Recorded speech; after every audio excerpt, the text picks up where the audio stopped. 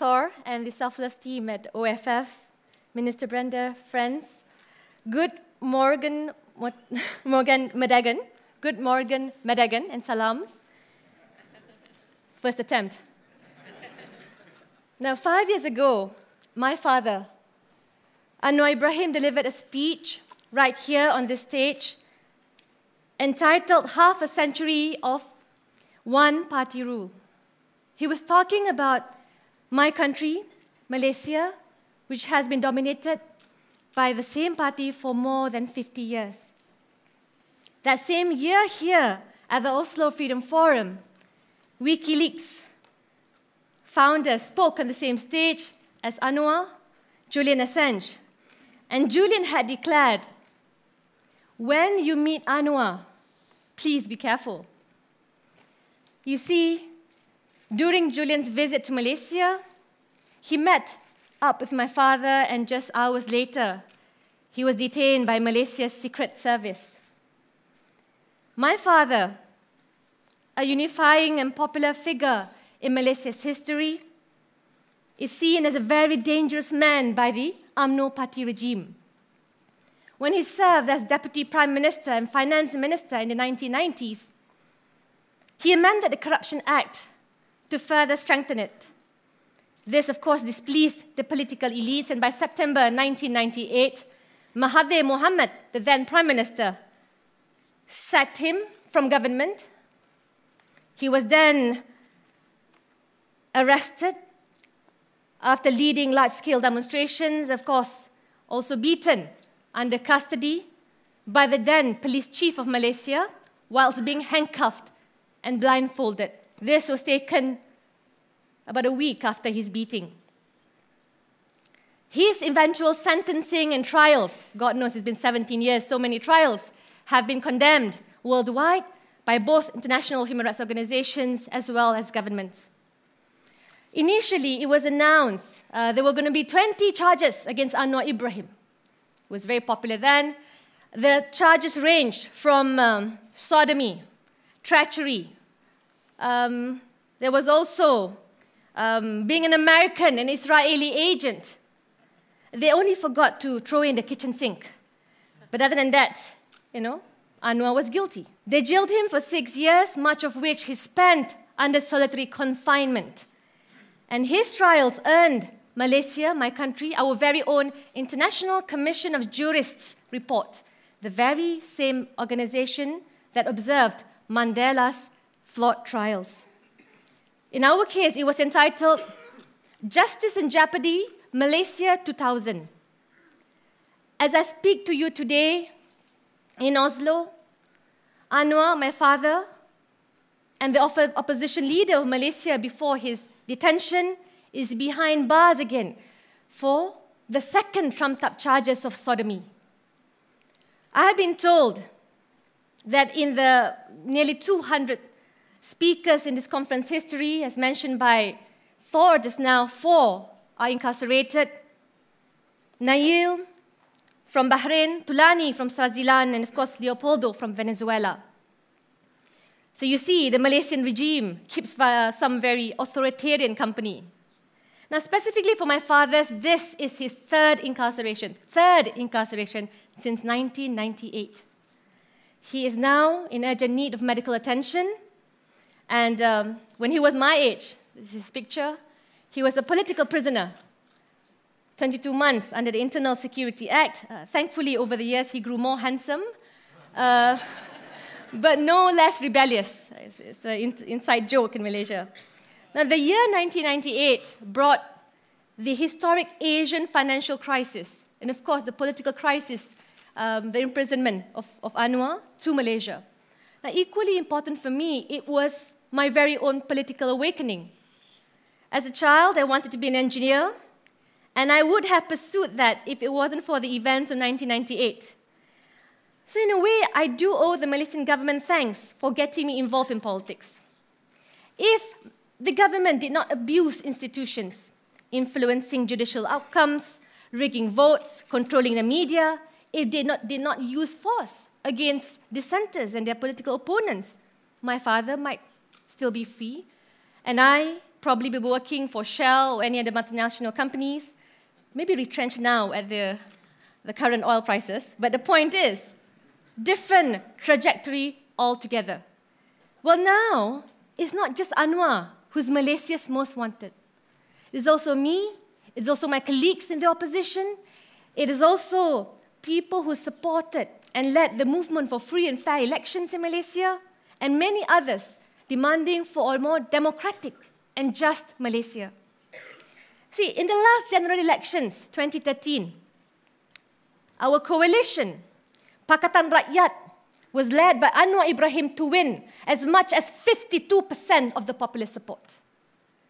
But of course, we were defeated by extreme gerrymandering, malapportionment, and election fraud. The ruling government held on to power by winning more than 60% seats. There's an electoral integrity project commissioned by Harvard University and Sydney universities. They rated Malaysia, my country, as having the worst electoral district boundaries in the world. In the world. See, I mean, we hold the ranking. And the worst election rules. Now, this places Malaysia effectively alongside countries like Zimbabwe, Angola, and Egypt. The government's gerrymandering was compounded by the abuse of postal votes. Out of 222 parliamentary seats, the government won 30, almost 30, on the back of postal and early votes alone. And since those flawed elections in 2013, almost 20 members of parliament, such as myself, state legislators, have been arrested, charged, locked up, along with 150 others. Malaysians, journalists, we have cartoonists, we have students, and ordinary citizens. So now you might be thinking, how about me? What about you, Izzah? Well, growing up, I was a prefect, and like the rest of all of you here, never smoked pot in my life. Now, I played by the rules, and of course, I was a model example of a citizen, happy to get by. But of course, all that changed. All that changed when the government proceeded not only to cling over onto power, but what's more important is the corruption, the oppression, and the sheer injustice led to a Girl Scout like myself to be a second-term member of parliament and defeating 2 sitting cabinet ministers thanks to the trust of Malaysians in the pursuit of reform. In March, I was recently arrested. There's a picture of me just released. Some acne problem after overnight in the lockup. And there's me with the kids. When I found out I was arrested, I asked them to say goodbye to my children. And basically, I was arrested for speaking in Parliament.